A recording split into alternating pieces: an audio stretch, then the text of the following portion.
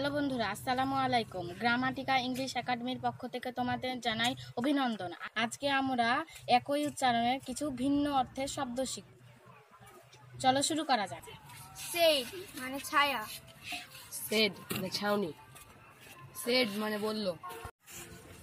Dare মানে সাহস করা। ডেয়ার মানে প্রিয়। ডেয়ার মানে হরিণ। শিপ মানে জাহাজ। শিপ মানে ভেড়া। শিপ মানে চুমুক দেওয়া। টেল মানে বলা। টেল মানে গল্প। টেল মানে লেজ। পেয়ার মানে সমবয়সী। পেয়ার মানে জোড়া।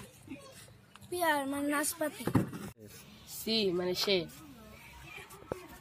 সি মানে দেখা। সি মানে সাগর। মেন মানে মানুষেরা। মেন মানে প্রধান। মেন মানে কেশর। Thanks for watching. আবারও আপনাদের সাথে একটি ভিডিওতে দেখা হয়ে যাবে।